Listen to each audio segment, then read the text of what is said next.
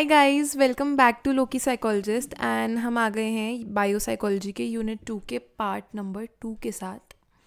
We are gonna cover this chapter in 3 parts. हमने already structure and function of neurons कर लिया है। अगर नहीं देखा तो I attach it over here. Please make sure you watch it before this, नहीं तो समझ नहीं आएगा ये वाला। सो आज हम करेंगे एक्शन पोटेंशियल एंड उसके बाद I be starting with synaptic transmission in another video. So without any delays let's begin. So पहले हम पढ़ेंगे communication within a neuron. तो जब हम न्यूरॉन के अंदर की कम्युनिकेशन की बात कर रहे होते हैं then we are talking about action potentials, जो न्यूरॉन के अंदर ही अंदर सर्कुलेट हो रहा है। Like we saw that this is your neuron, right? ऐसे करके होता है, डेंड्राइट्स निकल रहे होते हैं बाहर। Forgive my drawing, I am really bad at drawing. And यहाँ से हमारा एक्सॉन जा रहा होता है।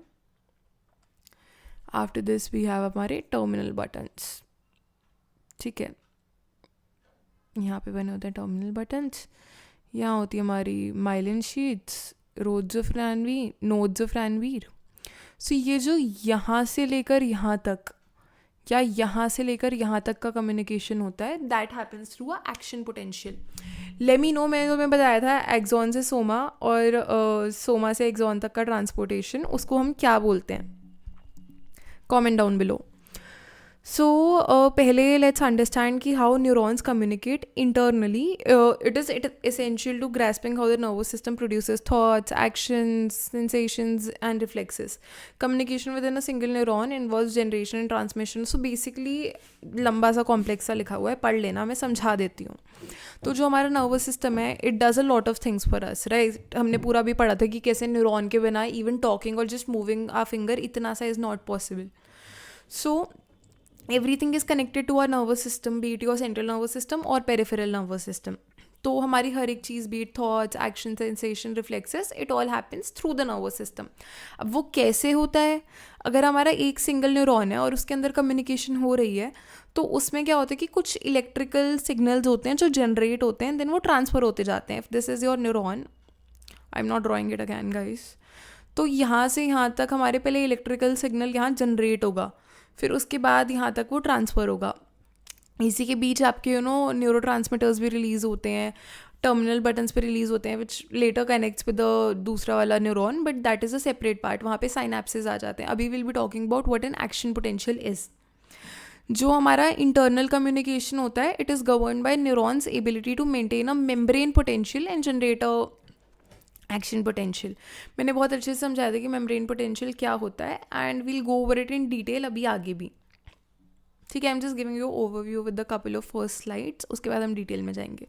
Neuronal signalling begins with the establishment of a membrane potential which is the electrical difference across axonal membrane, ठीक है। तो एज आई टोल्ड यू कि सोडियम होता है और हमारा पोटेशियम होता है, ठीक है। Calcium is also there in the neuron. तो बेसिकली एक तो जो हमारे न्यूरॉन के बाहर का जो होता है इलेक्ट्रिकल कॉम्पोजिशन और जो अंदर का होता है उसका जो डिफरेंस होता है it is your resting potential of a membrane, ठीक है। तो ये चीज़ आपका न्यूरॉन का इंटरनल पार्ट मेंटेन करके रखता है। Through a regulated shift in iconic concentration inside and outside the neuron and electrical disturbance known as action potential is produced. तो जब आपका ये जो बाहर का जो स्टैटिक होना चाहिए और ये जो अंदर का होना चाहिए, ये एक डिसबैलेंस जब हो जाता है या एक पॉइंट आ जाता है जहाँ पे आपको पता है कि अगर बाहर पॉजिटिव आयन है और अंदर नेगेटिव आयन है तो यहाँ पे चैनल्स ओपन हो जाएंगे और इनका ट्रांसफ़र चालू हो जाएगा, ये अंदर जाएंगे, ये बाहर जाएंगे। So basically what you have studied in sciences कि जहाँ प्रेशर बहुत ज़्यादा होता है और अगर प्रेशर बहुत कम है नीचे और उनके बीच में आयन्स ओपन है या फिर मतलब there is a space in between, तो वो नेगेटिव वाले नीचे जाएंगे और पॉजिटिव वाले ऊपर आ जाएंगे to balance that thing out, ठीक है। अगर ऊपर ज़्यादा पॉजिटिव है तो वो नीचे आ जाएगा, नीचे ज़्यादा नेगेटिव है तो फिर वो ऊपर शिफ्ट हो जाएगा। एक्शन पोटेंशियल जो होता है वो एक्सिन हिलॉक से जनरेट होता है। I show you where that portion is आगे इमेज में। फिर वो एक्सॉन तक जाता है एंड टर्मिनल बटन्स पे पहुंचता है जहाँ से वो आगे न्यूरो ट्रांसमीटर्स रिलीज करता है साइनाप्स के लिए। Neural communication can be understood clearly through the example of withdrawal reflex which protects body. So basically अगर आप एकदम से कहीं you are making milk let's say, ठीक है, आप मिल्क गर्म कर रहे हो एंड कई बार क्या होता है वो हैंडल की जगह ना सीधा वो गलती से पकड़ लेते हो जो पतीला होता है, तो आप वो पकड़ लेते हो तो एकदम से आपको सेंसेशन जाती है and you know just remove your hand एकदम से. It's like a millisecond. आप वहाँ 1 सेकेंड के लिए भी अपना हाथ नहीं रखते. वाई? बिकॉज आपके जो सेंसरी न्यूरॉन्स हैं उन्होंने उसको डिटेक्ट करा एंड इलेक्ट्रिकल मैसेज एक्सॉन से भेज दिया स्पाइनल कॉर्ड तक.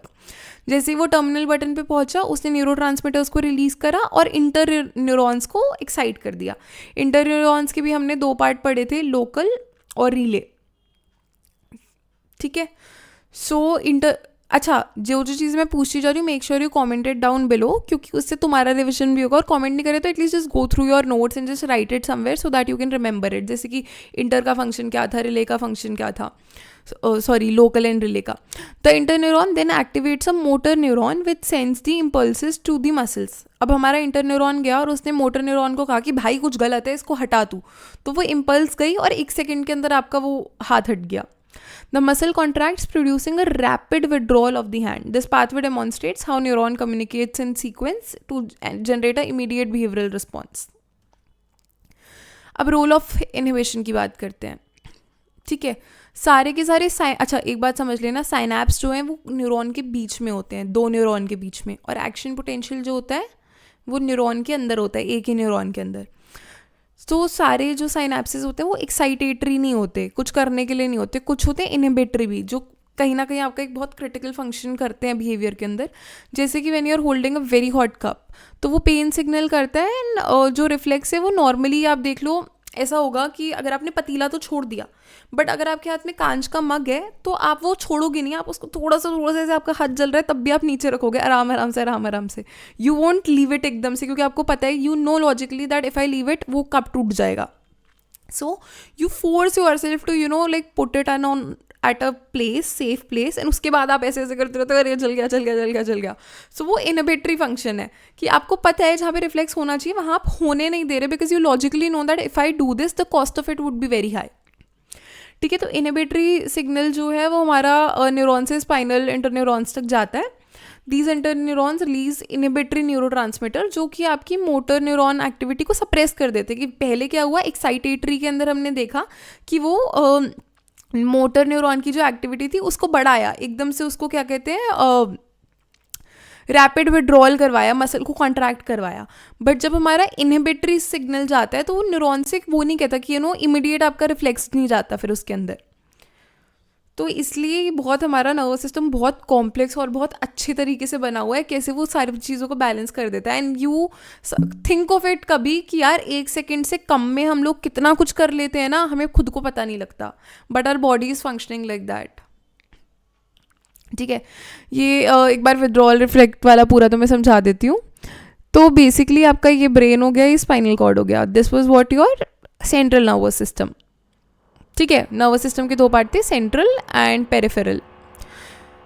ये हमारे स्पाइनल कॉर्ड का एक क्रॉस सेक्शन होता है और यहाँ पे हमारे मोटर न्यूरॉन लोकेटेड है. ठीक है, और ये आपका मान लो इंटर न्यूरॉन आया, यहाँ पे बैठा हुआ है, नॉट आया, एंड उसने वो एक्साइट हुआ एंड उसने मसल उस पर साइनैप्स करा, कनेक्ट हुआ और एकदम से वहाँ पे गया कि यहाँ विड्रॉल करो आप, क्योंकि उसने एक्साइट कर दिया मोटर न्यूरॉन को that you have to contract your muscles.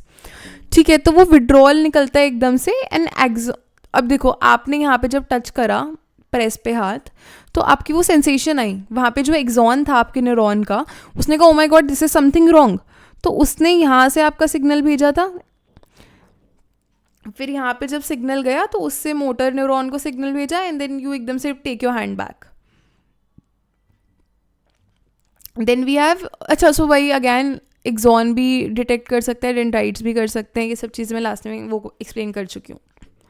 Role of inhibition की बात करें तो जैसे आपने कप पकड़ा हुआ है, एक्सॉन ने कहा कि भाई कुछ पेन वाला लग रहा है. ठीक है, ये वो मसल है जो विड्रॉल करवाता है हमारा पेन से. ठीक है, फिर उस axon from the neuron in the brain वो कनेक्ट हुआ, यहाँ से एक्सॉन वो वाले एक्सॉन पे कनेक्ट गया एंड उसने यहाँ पे डाला अपना इनहिबिटरी कि भाई नहीं, you can not really just क्या बोलते हैं, you can't pull away your hand right now.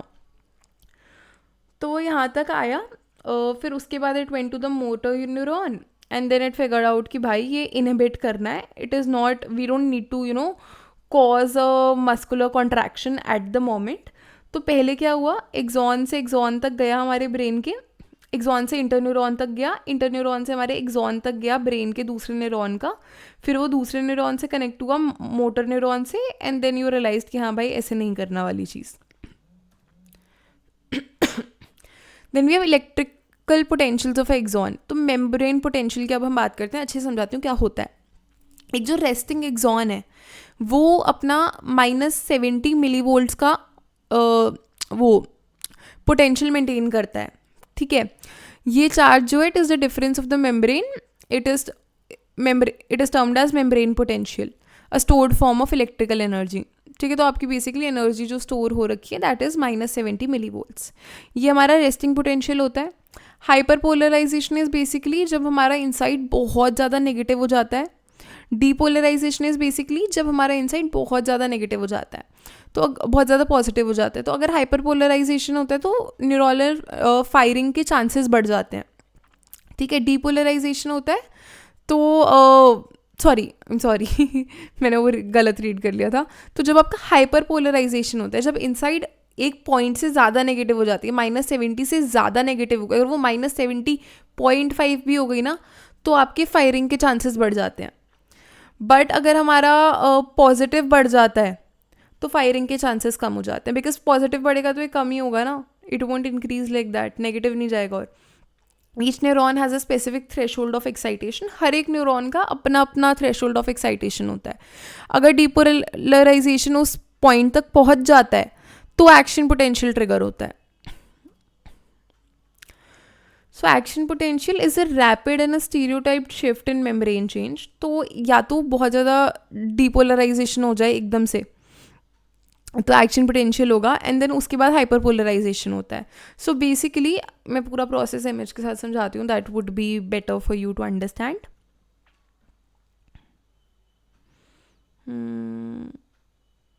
अच्छा नहीं, पहले पढ़ लेते हैं, उसके बाद मैं प्रॉपर समझाती हूँ, रुको।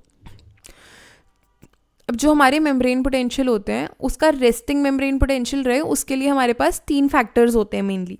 पहली चीज़ तो is diffusion, natural tendency of molecules to distribute from areas of high concentration to low concentration.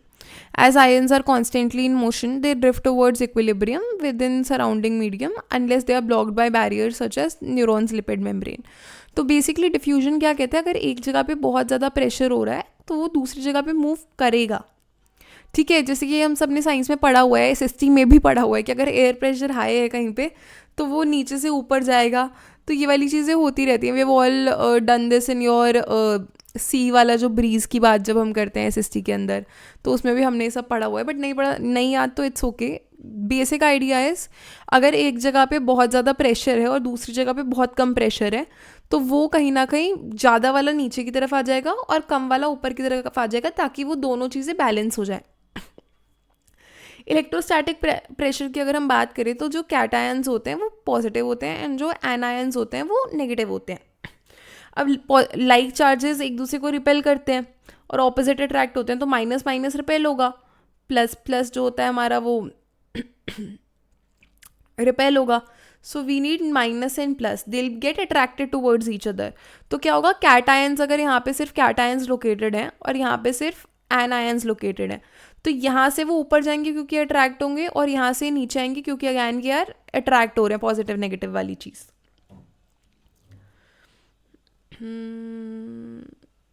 हाँ, तो ये जो इलेक्ट्रोस्टैटिक प्रेशर होता है और डिफ्यूजन की फोर्सेस होते हैं, ये आयनिक मूवमेंट मेम्ब्रेन के अक्रॉस मेंटेन करने के अंदर हेल्प करते हैं।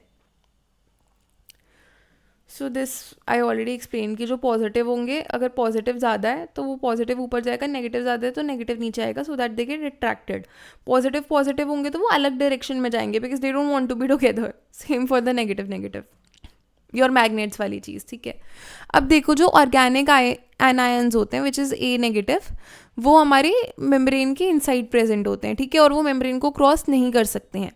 देन वी हैव पोटेशियम भी मोस्टली, अगर ये आपका न्यूरॉन है ना, पोटेशियम भी मोस्टली अंदर रहेगा, और एनायंस जो ऑर्गेनिक वाले होते हैं वो तो अंदर रहते ही हैं, ठीक है। ये पोटेशियम पॉजिटिव होता है।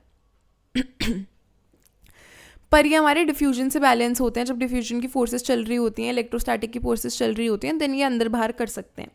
सोडियम जो होता है हमारा वो मोस्टली आउटसाइड ही होता है, जैसे पोटेशियम मोस्टली इनसाइड है, सोडियम मोस्टली आउटसाइड है, क्लोराइड मोस्टली आउटसाइड है।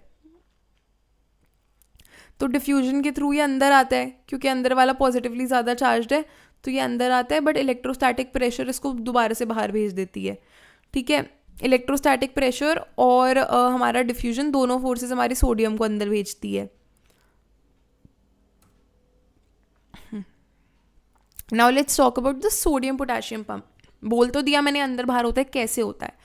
तो देखो सोडियम जो है वो नेचुरली न्यूरॉन में एंटर कर सकता है, उसकी इंट्रासेलुलर कॉन्सेंट्रेशन जो होती है वो लो रहती है, बिकॉज सोडियम पोटेशियम पंप आ जाता है हमारा उस केस के अंदर। ठीक है, so what sodium potassium pump does is कि ये 3 सोडियम आयंस को बाहर की तरफ भेजता है और 2 पोटेशियम आयंस को अंदर की तरफ करता है।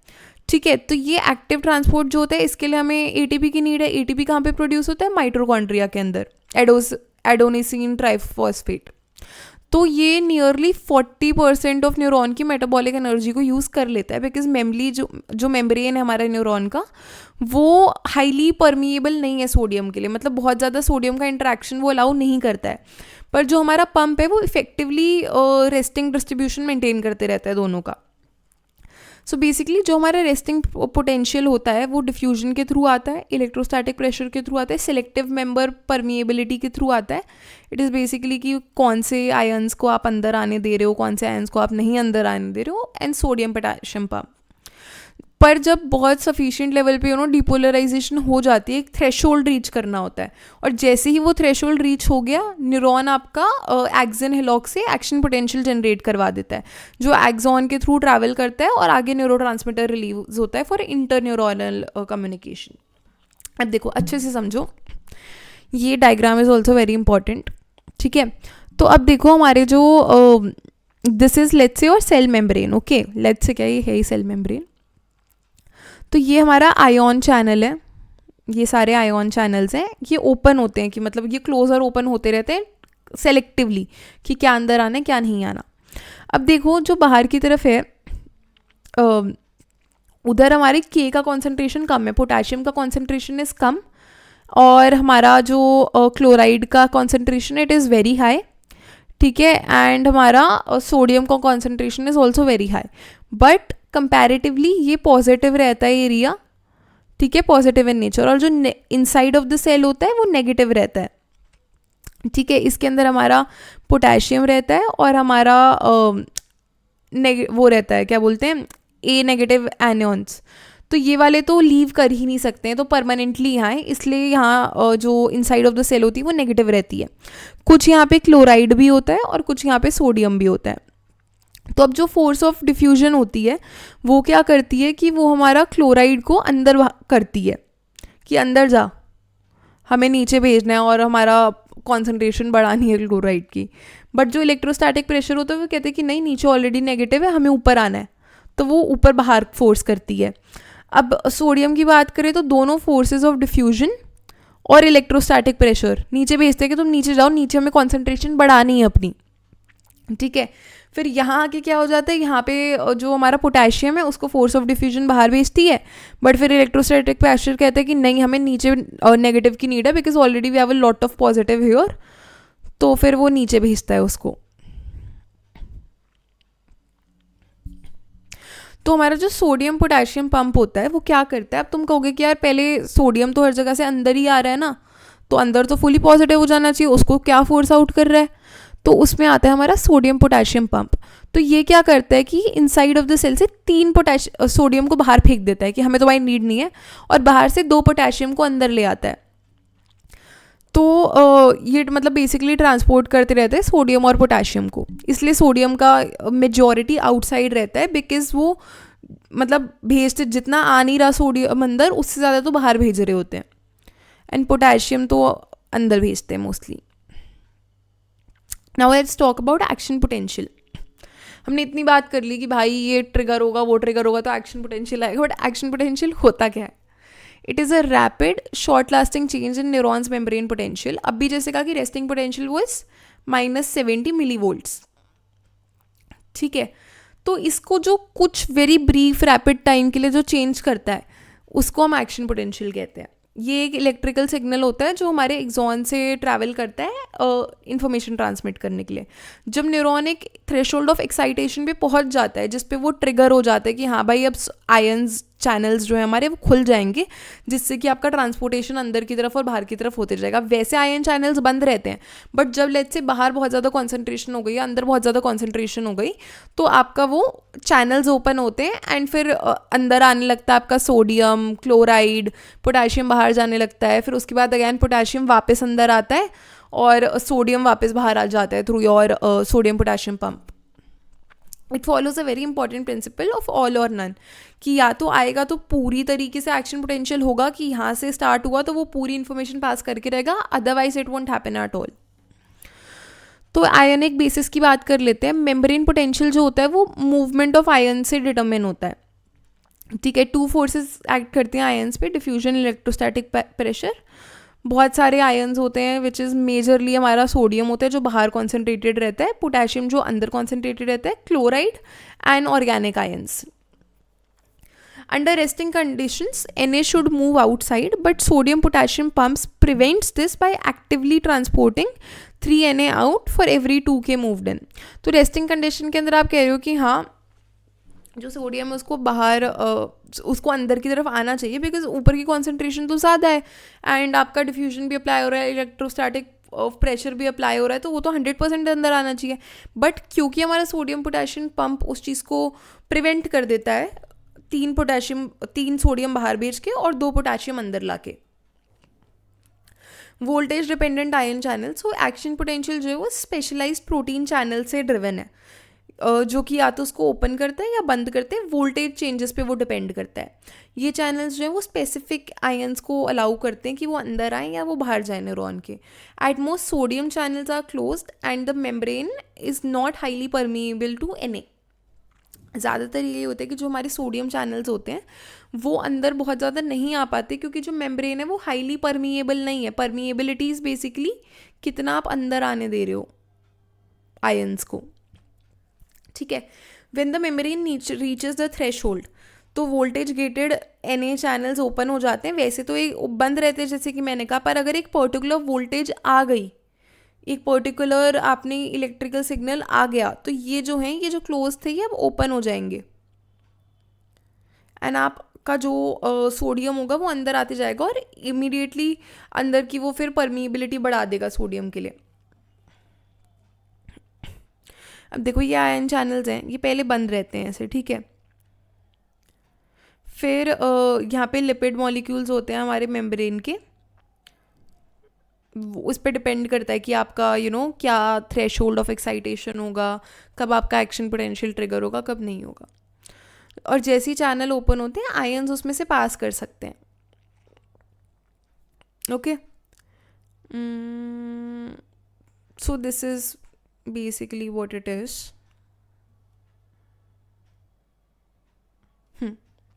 सो आयन मोमेंट कैसे होता है एक्शन पोटेंशियल के अंदर, ये mainly I am just trying to show you the image, steps में आगे बताऊंगी। सो द इमेज शोज, अब देखो जैसे हमारा सोडियम का एंटर हुआ, पोटेशियम के लीव कर गए, देन रिफैक्ट्री बंद हो गया अगैन, फिर ये ओपन हुआ, फिर ये रीसेट होता है। I will explain this to you पहले, फिर मैं वापस आती हूँ इस पर। This is like majorly we have 6 steps. मैं 6 स्टेप तुम्हें पहले एक्सप्लेन करती हूँ, then will come back to the image ताकि बेटर समझ आए। Step by step sequence of action potential. पहली चीज़ ये होती है जैसे डिपोलराइजेशन हो गया, आपका थ्रेशोल्ड ऑफ एक्साइटेशन आ गया, तो सोडियम के चैनल्स ओपन हो गए। सोडियम का एकदम से इन्फ्लक्स होगा। इन्फ्लक्स इज बेसिकली बहुत ह्यूज अमाउंट के अंदर सोडियम आ गया, मतलब एकदम से like I don't know which that movie was, but वो एकदम से कुछ ओपन करते हैं, सारी की सारी बीज निकल आती है, बीटल्स निकल आते हैं। I don't know what, I saw that reel उस पे एक, but if you guys know the reference you know it, otherwise just think of it as एकदम से बहुत ज़्यादा क्राउड रश इन कर गया। ठीक है, क्योंकि डिफ्यूजन एक्ट कर रहा है हाई कॉन्सेंट्रेशन से लो कॉन्सेंट्रेशन पे जाने के लिए, और इलेक्ट्रोस्टैटिक फोर्स भी अपने प्लेस में है जो कि पॉजिटिव और नेगेटिव को अट्रैक्ट करवा के मूव इन करवा रही है। तो उस टाइम पे वो इतनी स्पीड में आता है कि तुम सोचो, and it happens in less than a second also. तुम्हारा जो -70 मिनी वोल्ट्स का वहाँ पे मेम्ब्रेन पोटेंशियल था, वो वहाँ से +40 मिनी वोल्ट्स पे शिफ्ट हो जाता है। लाइक -70 से +40, it's a very big number. इसको कहते हैं rising phase of the action potential. फिर क्या होता है, पोटेशियम चैनल्स ओपन होते हैं थोड़ी देर बाद।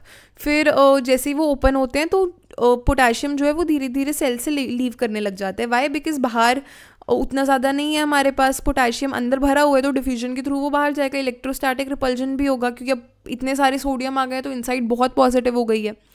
फिर जो सोडियम चैनल्स होते हैं वो रिफ्रैक्टरी बनने लग जाते हैं। आफ्टर 1 मिली सेकेंड ये ऑटोमेटिकली चैनल्स जो हैं बंद हो जाते हैं और रिफ्रैक्टरी हो जाते हैं। They can not open again जब तक हमारा मेम्ब्रेन का पोटेंशियल है वो रेस्टिंग पोटेंशियल तक ना आ जाए। फिर होती है रीपोलराइजेशन। अब क्योंकि सोडियम अंदर आके बंद हो गया है और के भी है वहाँ पे, सेल का इंटीरियर दोबारा से नेगेटिव हो जाता है। मेम्ब्रेन पोटेंशियल दोबारा से धीरे धीरे धीरे धीरे रेस्टिंग पोटेंशियल्स पे आने लग जाता है। फिर हाइपरपोलराइजेशन होती है। पोटेशियम के चैनल्स ओपन थोड़ी ज़्यादा देर के लिए रह जाते हैं, तो सारा पोटेशियम निकलते जाता है एंड देन मेम्ब्रेन बहुत नेगेटिव हो जाता है। तो फिर वो हमारा रेस्टिंग पोटेंशियल से भी नीचे चले जाते हैं, तो इसको हम कहते हैं हाइपरपोलराइजेशन। ठीक है, तो हाइपरपोलराइजेशन में क्या हुआ कि ओवर नेगेटिव हो गया, तो उसको दोबारा से रिस्टोर तो करना ही पड़ेगा। तो फिर पोटेशियम का बंद हो जाता है और सोडियम पोटेशियम पंप फिर धीरे धीरे हमारे बाहर से 2 लेके आता है पोटेशियम, और फिर 3 सोडियम को बाहर पुश कर देता है। फिर उसके बाद नए एक्शन पोटेंशियल के लिए your cell becomes ready, your neuron becomes ready. ठीक है, अब मैं समझाती हूँ क्या होता है।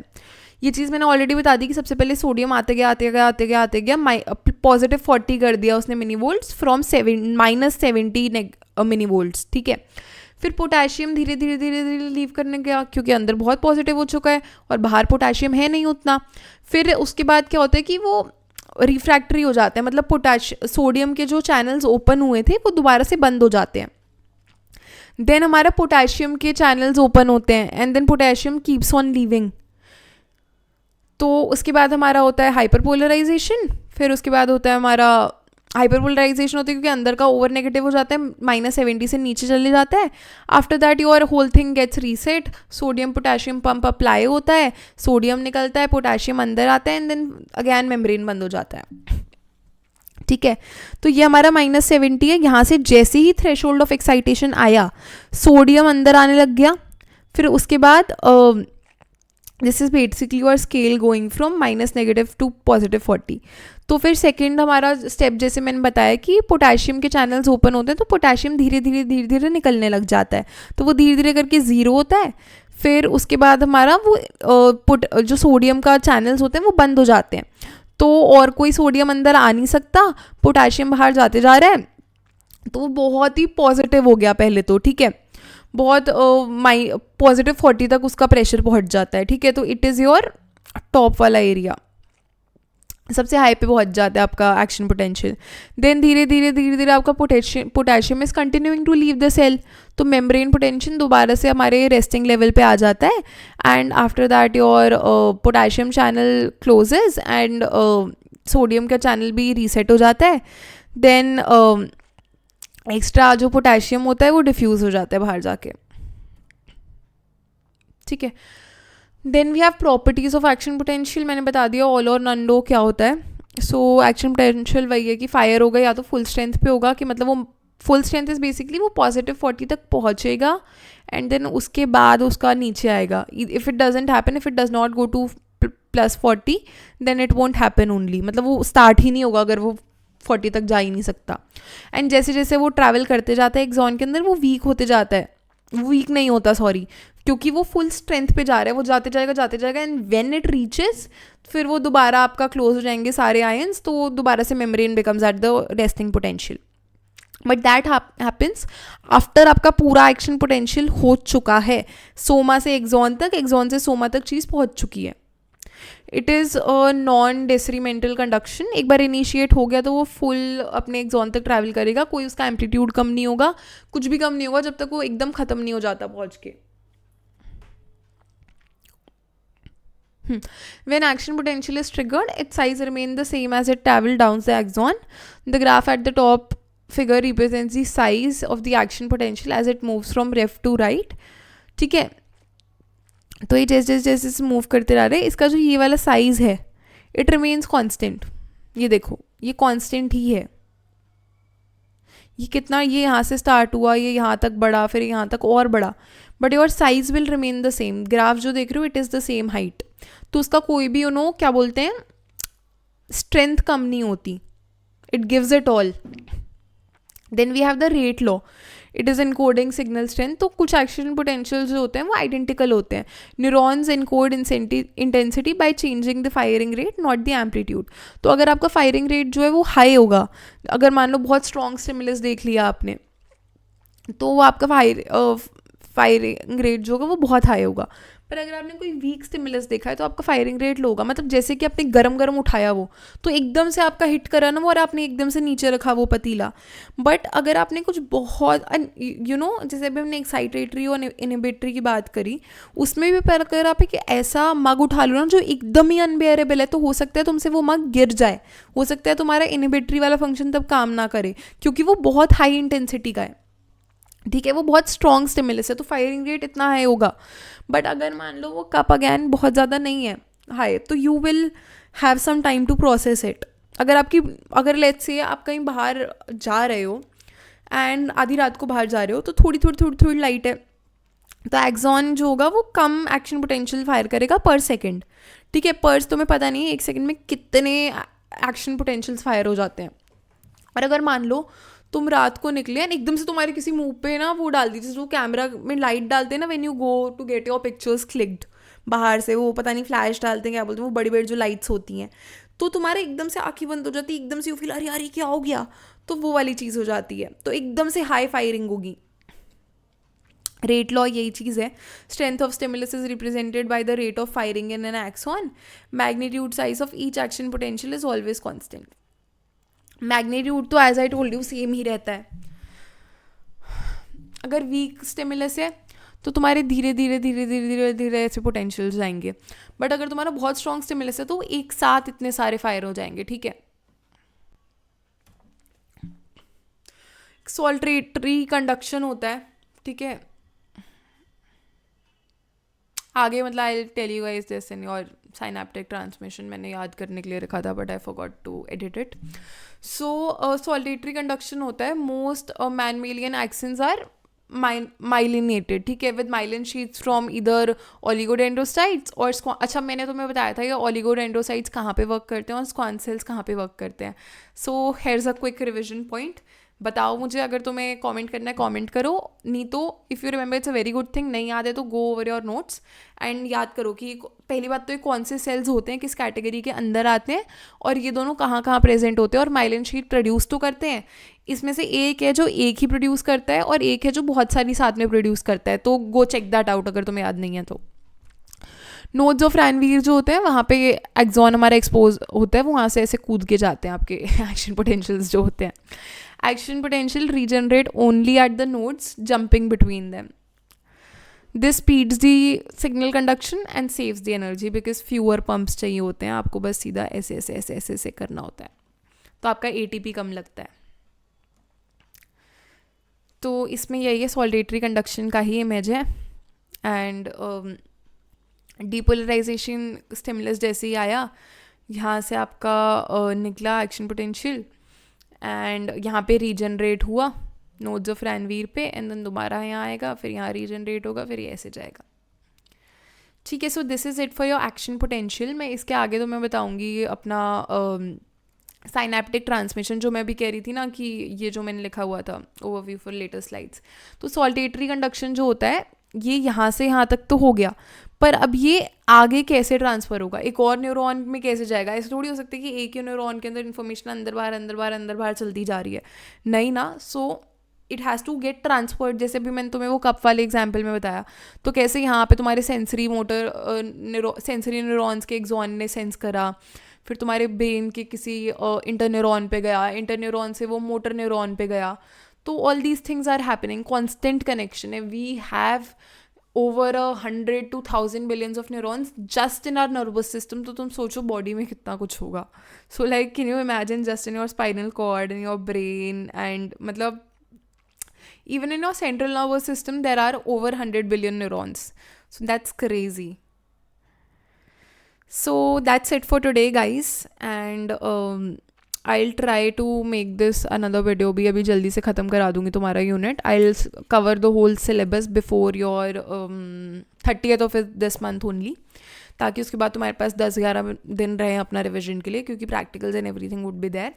You can also connect with me on my Instagram. वहाँ पे मैं काफ़ी मेंटल हेल्थ रेलिवेंट कंटेंट डालती हूँ. So if you are interested in to that, which I am hoping you would be, अगर तुम साइकोलॉजी ले रखे हो तो you can check that out. WhatsApp community join कर लो. मैं सारे के सारे रिसोर्सेज वहाँ पे शेयर करती हूँ. कमेंट के अंदर I will pin the WhatsApp community का लिंक. नहीं समझ आ रहा, अगर नहीं मिल रहा link, you can always DM me on Instagram. Automated चले जाएगा, कोई दिक्कत होगी नहीं. And yes, that's it guys. Thank you for watching. Do let me know जो भी क्वेश्चंस मैंने तुमसे पूछे थे. बीट हमारा जो ट्रांसपोर्ट होता है वो एक्सॉन से जो सोमा तक होता है, और जो सोमा से एक्सॉन तक होता है उसको हम क्या कहते हैं, या other stuff also. So yes, bye bye, take care.